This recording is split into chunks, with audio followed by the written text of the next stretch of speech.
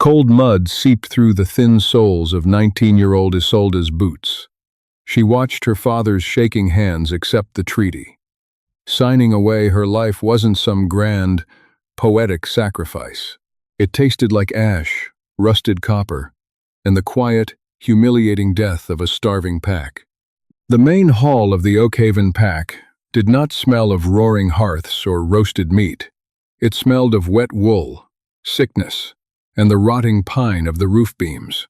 Isolde sat by the dying fire, her fingernails caked in frozen dirt, rhythmically shredding a piece of dried birch bark just to keep her hands from shaking.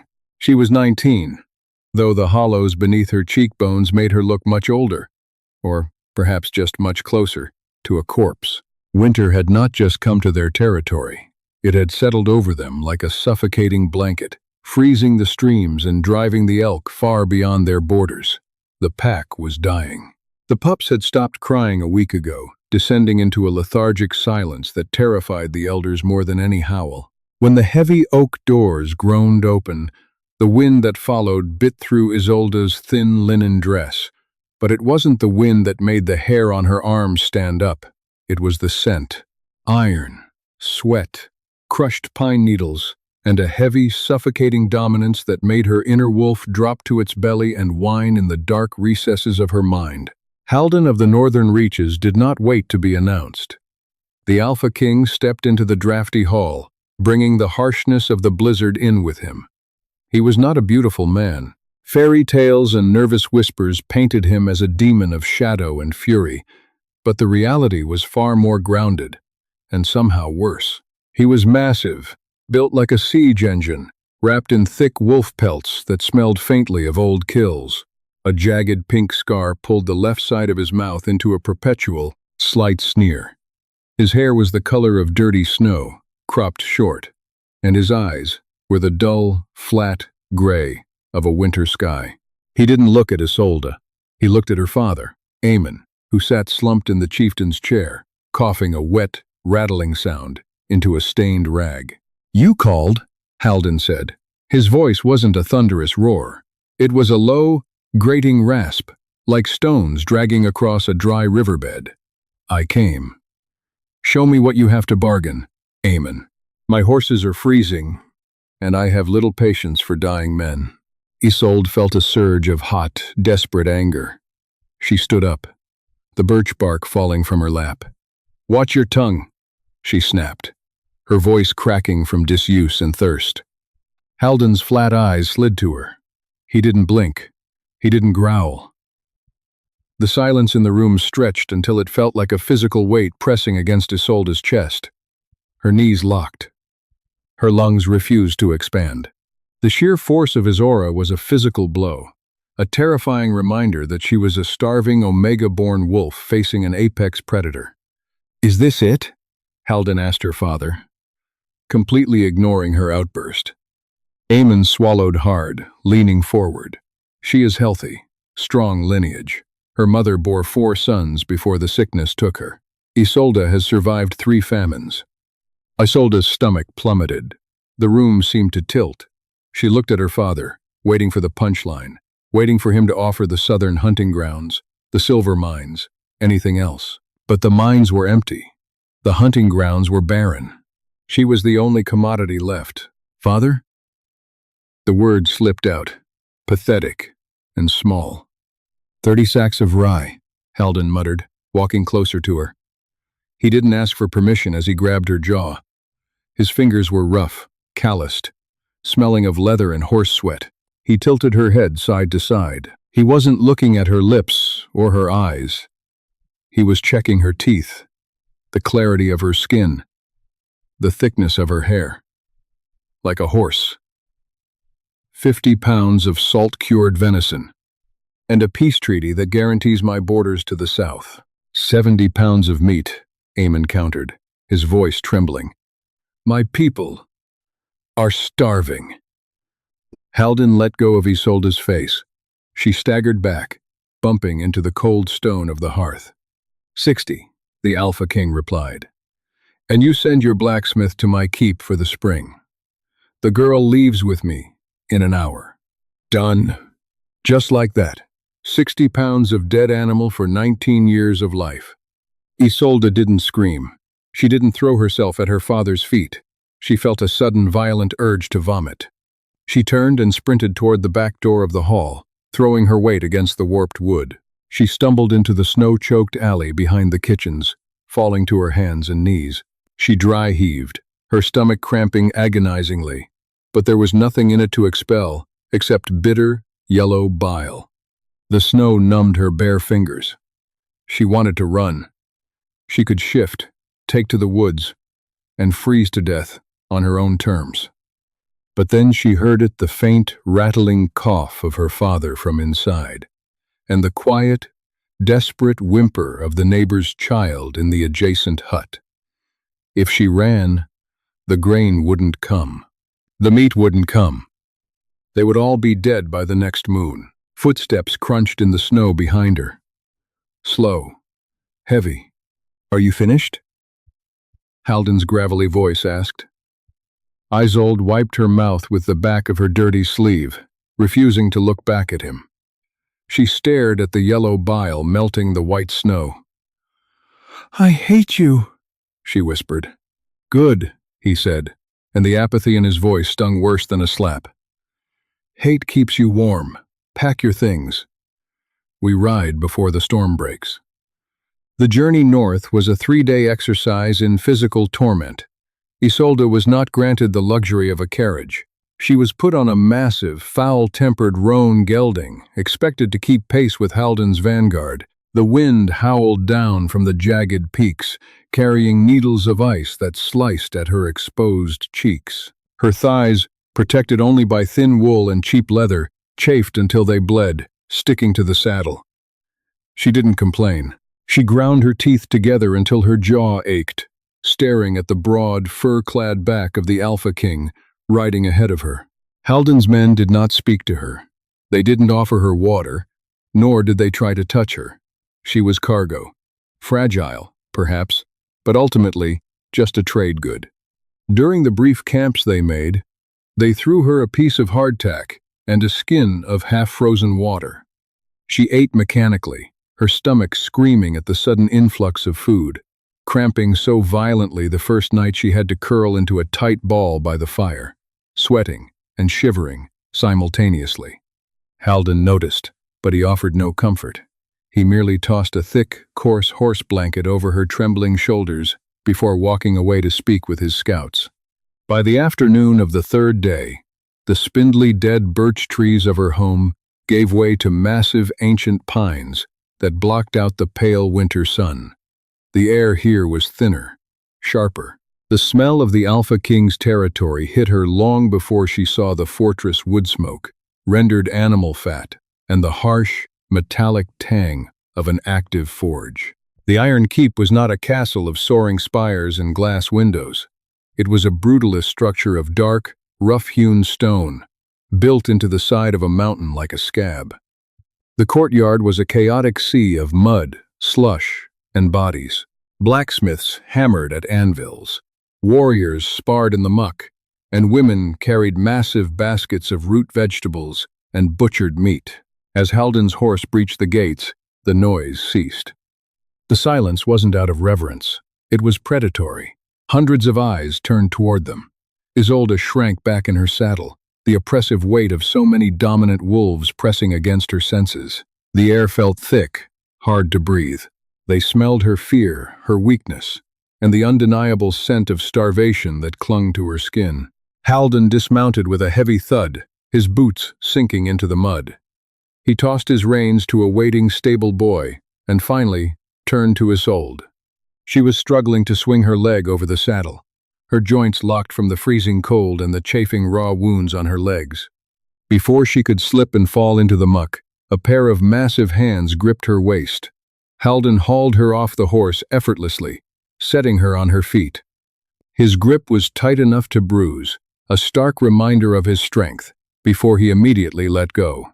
"Take her to the women's quarters," Halden ordered, gesturing to an older woman with silver-braided hair and a scarred jaw.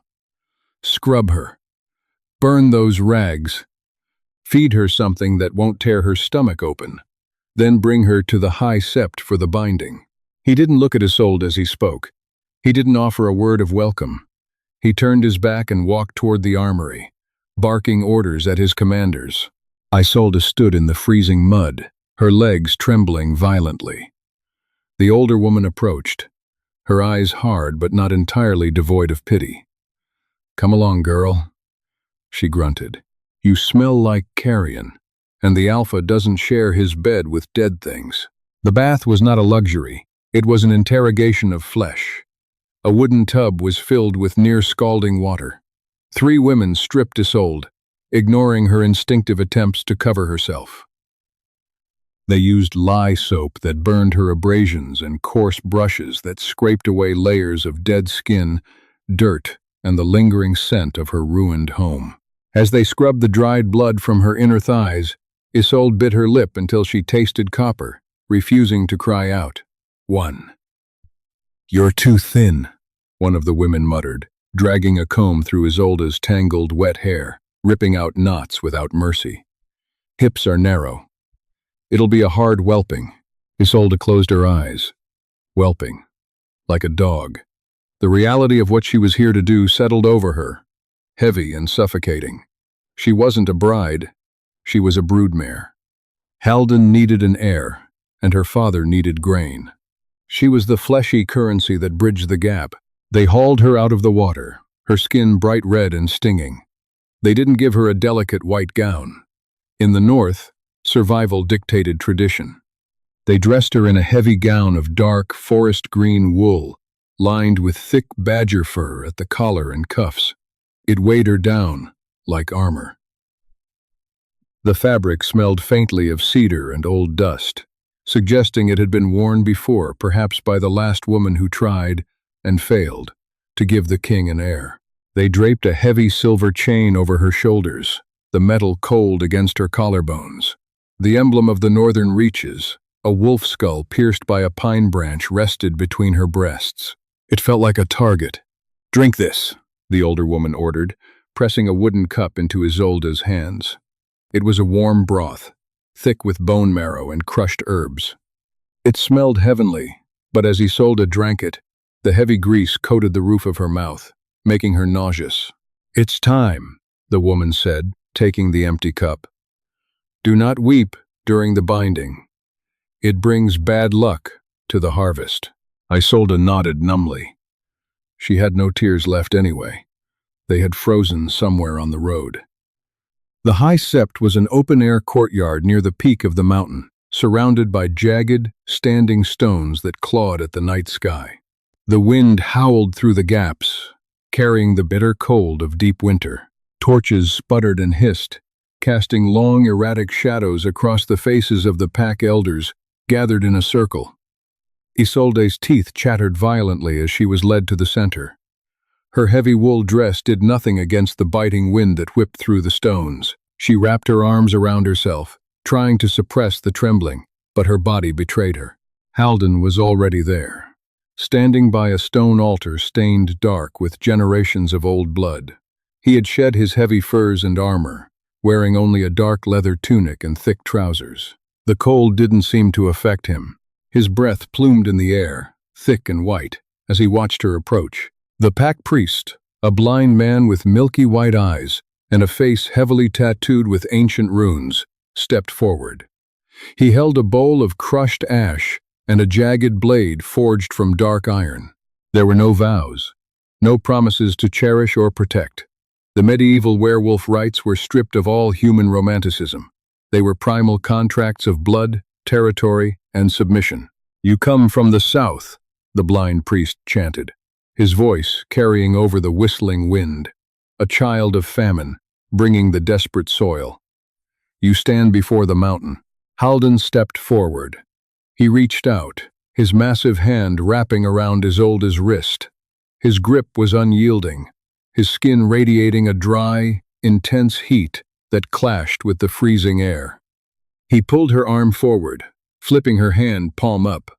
"I claim the soil," Halden rumbled, his voice cutting through the wind. The priest brought the iron blade down. Isolde gasped. her back arching as the dull, rusted metal sliced across her palm. It wasn't a clean cut.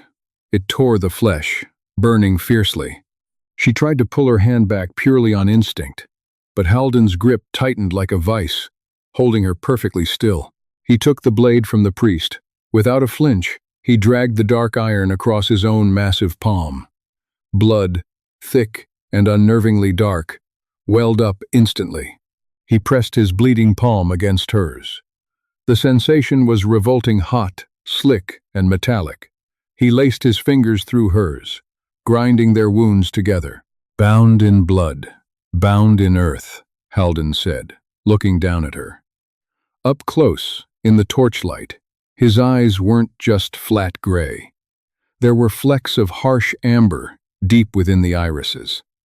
The wolf beneath his skin was watching her. "You are my shadow, my hearth, my blood. You do not run. You do not falter." He was waiting for her line. The women in the bathhouse had drilled it into her head. Isolde swallowed the lump of terror in her throat. Her hand throbbed rhythmically with her racing heartbeat. I am your shadow," she whispered, her voice shaking so badly she barely recognized it. "I am your hearth. I am your blood. I submit to the mountain." The priest stepped forward and smeared the cold, abrasive ash over their joined, bleeding hands. The lie in the ash reacted with the open wounds, sending a searing, blinding spike of agony up Isolde's arm. She cried out, a pathetic, broken sound, her knees buckling. Haldan caught her by the waist before she hit the stone floor. He didn't say anything, just hoisted her upright against his side, his body a solid, immovable wall of heat. He raised their joined, ash-covered hands to the crowd. A guttural, deafening howl erupted from the surrounding elders, echoed by the guards, and then taken up by the hundreds of wolves in the keep below. The sound vibrated in Isolde's chest, a terrifying chorus of predators celebrating their new acquisition. She felt dizzy, the metallic smell of their mingled blood overwhelming her senses. The feast that followed was a blur of misery.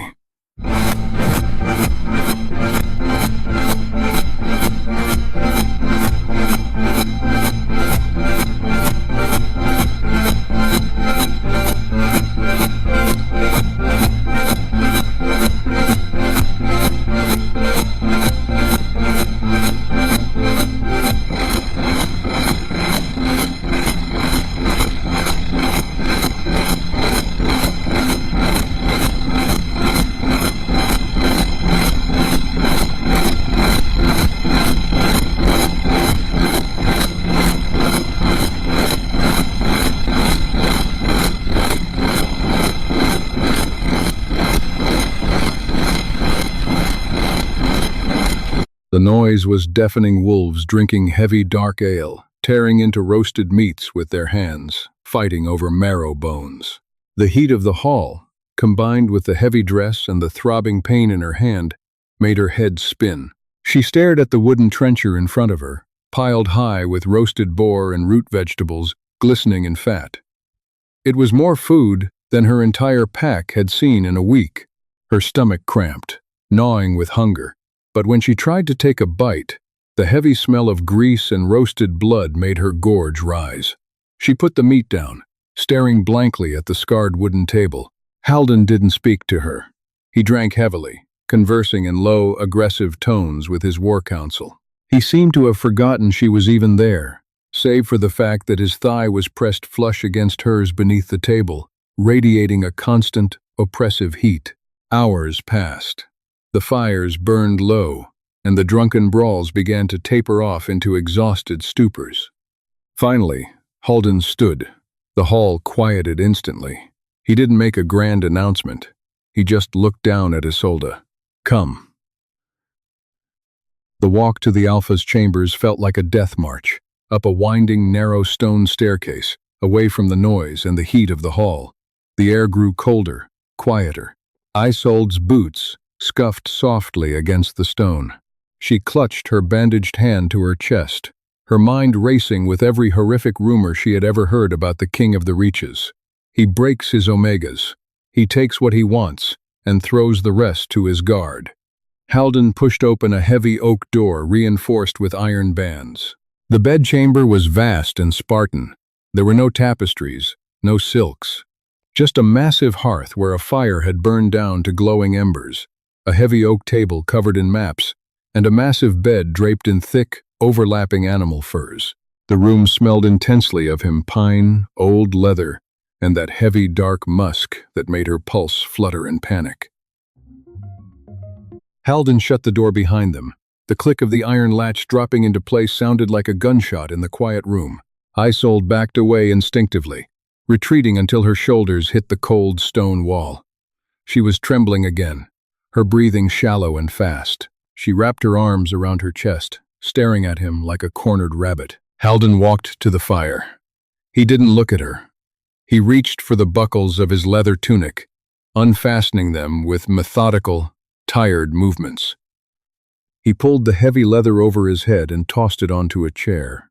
Underneath, his torso was a map of violence. Thick white claw marks, puncture wounds, and burns covered his pale, heavily muscled chest and back. He poured water from an iron pitcher into a basin, splashing his face and scrubbing the dried ash and blood from his uninjured hand. Isolde waited. Her muscles were coiled so tight they cramped. She waited for him to turn around, to push her onto the furs, to demand the rights he had bought with 60 sacks of rye. Her heart pounded so loudly she was certain he could hear it. Halden finally turned. He grabbed a thick, coarse wool blanket off the foot of the bed and threw it onto the stone floor near the hearth. He looked at her, his dull gray eyes taking in her white-knuckled grip on her dress, the terror wide in her eyes, and her back pressed flush against the wall. He let out a slow, heavy breath, rubbing a hand over his scarred jaw. "You look like you're waiting for the axe to fall," he said, his voice flat, devoid of any desire or malice. "Are you? Aren't you?" Isolde couldn't form the words.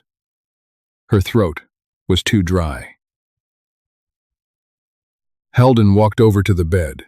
For a terrifying second, she thought he was coming for her, but he simply reached under the pillow and pulled out a long, dark, iron hunting knife. He tossed it through the air. It clattered onto the floor, skidding to a stop an inch from her boots. Isolde stared at the blade, then up at him, bewildered. "I bought a breeder, not a corpse. And you look like you'll stop breathing if I touch you," Halden said harshly, stepping over to the blanket on the floor by the hearth. He sat down, pulling off his boots with a grunt of effort. "Take the bed. Put the knife under your pillow if it makes you stop shaking.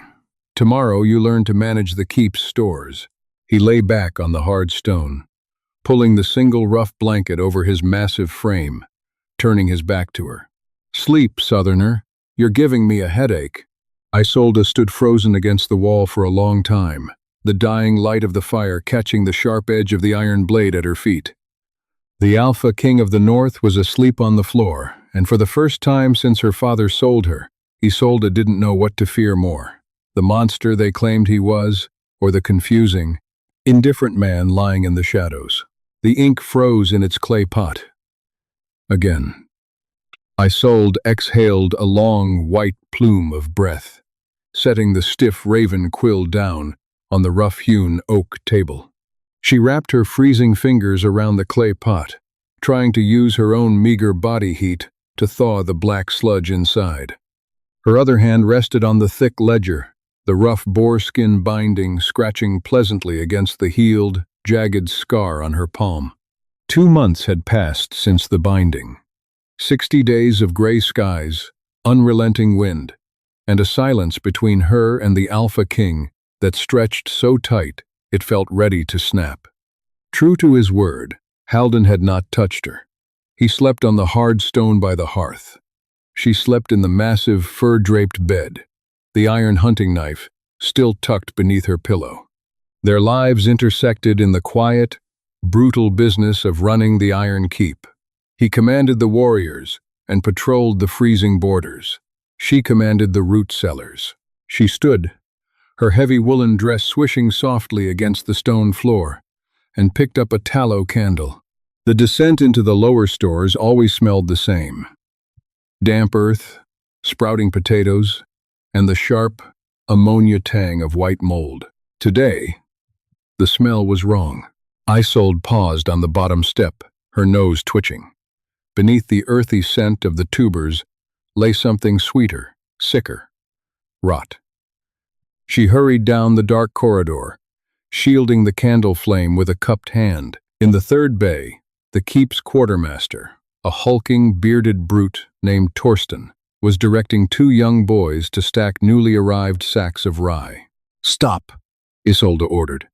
Her voice lacked the booming authority of the northern wolves, but the sharp, flat tone cut through the damp air. Torsten paused, wiping his nose with a massive, dirty forearm. He looked at her, his eyes holding the thinly veiled contempt most of the northern pack still harbored for their bought-and-paid-for southern queen. "My lady, we are securing the grain from the Eastern Watch." Isolde walked past him, handing the candle to one of the terrified boys. She knelt in the dirt, ignoring the damp seeping into her skirts, and pressed her face close to the rough burlap sacks.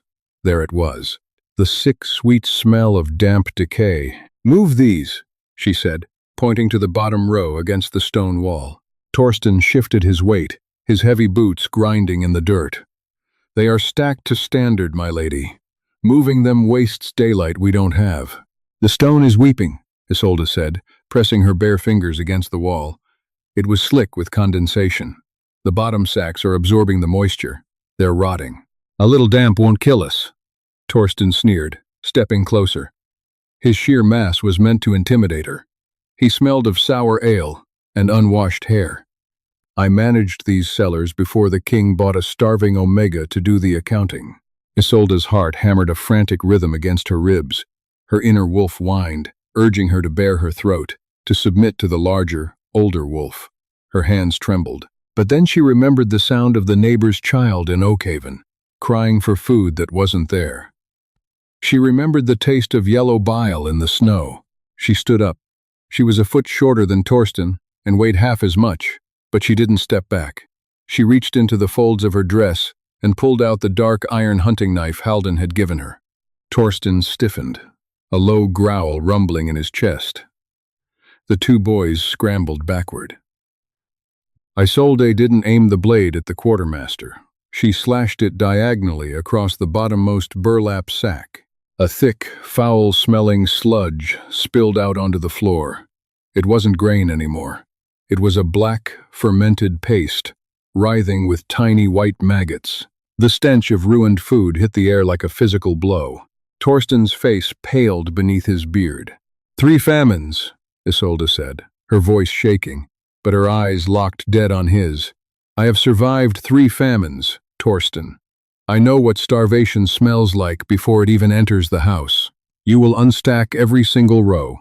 You will lay down dry pine planks to elevate the stores from the weeping stone. And you will burn this rot before it spreads to the rest. Or I will have the king take the cost of this ruined rye out of your winter rations." The heavy silence that followed was broken by a slow, rhythmic sound. Clap, clap. Isolde spun around. Halden stood in the archway, cloaked in shadows, a thick dusting of snow on his shoulders. His gray eyes were fixed on her. He wasn't smiling. She wasn't sure he knew how, but the tight, angry line of his jaw had softened. "You heard the lady," Halden rasped, his voice bouncing off the damp walls. "Fetch the planks." Torsten swallowed hard, bowing his head in immediate submission. "Yes, Alpha." Halden walked forward, his heavy boots crunching over the spilled, rotting grain. He stopped in front of Isolde. He looked down at the knife in her trembling hand, then up to her face. She was pale, her breathing shallow, the adrenaline crash already making her knees weak. Slowly, deliberately, he reached out. His large, calloused hand covered hers. The heat of his skin bled through the freezing damp of the cellar. He didn't take the knife away. He just curled his fingers over her knuckles, steadying her shaking hand. "You dropped your quill upstairs," was all he said. It wasn't poetry. It wasn't a declaration of love. But as his thumb briefly, roughly, brushed over the scar on her palm, Isolde felt a strange, terrifying warmth bloom in the dead center of her chest. The thaw did not come with birdsong and blooming flowers. The hunger moon brought only desperation. The game had vanished entirely, and the beasts that lurked in the deep woods grew bold. The attack happened just before dawn. Isolde woke to the shrieking of the iron warning bells. The sound tore through the quiet keep, followed instantly by the chaotic roar of shouting men and the guttural, terrifying snarls of unfamiliar wolves. She threw off the heavy furs. The room was empty. Halden's blanket by the hearth lay discarded. Panic, cold and sharp, pierced her chest. She didn't stay in the room. Survival instinct screamed at her to hide, but the logic of the North had seeped into her bones. An unsealed cellar meant a destroyed winter cache. If the stores fell, they all died anyway. She grabbed her knife and ran down the spiraling stone stairs. The keep was a nightmare of shadows and violence. She saw a guard. She recognized a young man who had smiled at her yesterday lying in the snow of the courtyard, his throat a ruined mess of red. A massive, emaciated wolf, fur matted with filth, and crazed eyes glowing in the torchlight, bounded over the guard's body.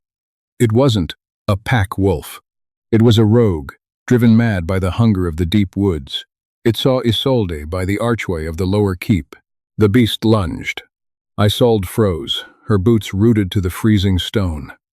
The stench of the animal's rotting teeth hit her a second before it did. A massive blur of dark gray fur slammed into the rogue mid-air. The impact sounded like breaking timber.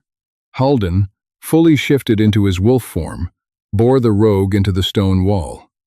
He was a terrifying sight, a beast of muscle, scar tissue, and primal fury. His jaws snapped shut around the rogue's neck. There was a sickening crunch, and the crazed wolf went limp. Halden dropped the carcass. He turned his massive, blood-smeared muzzle toward Isolde. His chest heaved. He took one step toward her, then his front legs buckled. He collapsed onto the snow, shifting back into a man as he fell. Isolde dropped her knife. She ran to him, sliding to her knees in the bloody slush. Halden, he was breathing in shallow, wet gasps. His left side was a mangled ruin. The rogue hadn't been acting alone. Another must have blindsided him before he reached her. Deep, jagged puncture wounds tore through his ribs, dark blood pumping out in horrifying rhythm with his failing heartbeat. "Get inside," he ground out, his eyes hazy, his hand weakly trying to push her away. "Shut up!" Isolde snapped, her hands flying to the wound, pressing her weight against the torn flesh. The blood was hot, slick, and terrifyingly fast. "Guards! Bring the healer! Now!" The next 48 hours were a blur of copper-scented nightmares. They moved him to the Alpha's chambers. The healer, an ancient man with a permanent tremor, stitched the torn flesh with boiled gut, but the beast that bit Halden carried the rot of the deep woods. By nightfall, the fever set in. The Alpha King, the terror of the northern reaches, was reduced to a thrashing, delirious mess. He burned with unnatural heat. His sweat smelled of sour metal and dying leaves. Isolde dismissed the servants. She locked the heavy iron door. She sat by the bed for 2 days. She crushed bitter yarrow root and garlic into a paste. Her hands stained yellow, and packed it into his weeping wounds. She forced cold water down his throat when he choked. When the fever peaked and he thrashed, roaring at phantoms in the dark, she climbed onto the bed and pinned his shoulders down with her entire body weight, whispering harsh, grounding nonsense into his ear until the fit passed. On the morning of the 3rd day, the suffocating heat in the room finally broke. Isolde was asleep in the chair by the hearth, her head resting awkwardly against the stone mantel. The sound of a harsh, dry cough woke her.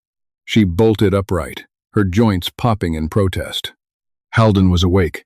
His face was gray, his eyes sunken, the fierce vitality stripped away, leaving only the exhausted man beneath the crown. He was looking at her. "You look terrible," he rasped. His voice was a pathetic whisper, devoid of its usual gravelly thunder. Isolde let out a breath that sounded suspiciously like a sob. She walked over to the bed, picking up a wet rag and wiping the dried, crusty sweat from his forehead. Her hands were shaking again, but not from fear. "You ruined my ledger," she said, her voice thick. "Torsten had to write down the grain counts, and he spells rye with 2 I's. Halden let his heavy eyelids drift shut for a moment. "Why didn't you let it fester?" he asked quietly. "I die. The pact holds. My commanders would honor the grain shipments. You could have gone home, little shadow." Isolde stopped wiping his brow.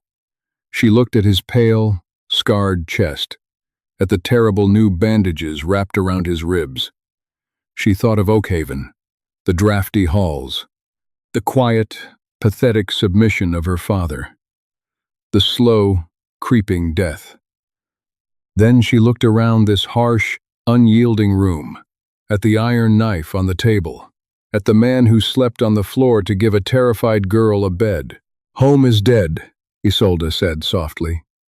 She reached down, her small hand finding his massive one atop the furs. She didn't look at his knuckles. She found the thick, raised scar on his palm and aligned it perfectly with the matching scar on hers. "I am bound to the mountain, and the mountain does not fall to wild dogs." Halden opened his eyes. The flat, dull gray was gone, replaced entirely by the warm, burning amber of the wolf beneath. He didn't pull his hand away. Instead, his fingers slowly, weakly curled around hers, locking them together in a grip that had nothing to do with ownership and everything to do with anchors. "No," Halden whispered, the ghost of a true smile finally pulling at the jagged scar on his lip. "It doesn't." He closed his eyes and finally fell into a true, healing sleep. Isolde didn't pull her hand away. She climbed onto the edge of the mattress, the heavy furs swallowing her. She lay down beside him, breathing in the scent of pine, old leather, and bitter yarrow. Outside, the wind howled against the iron keep, battering the stone. But inside, the fire burned bright, and for the first time in 19 years, Isolde felt warm.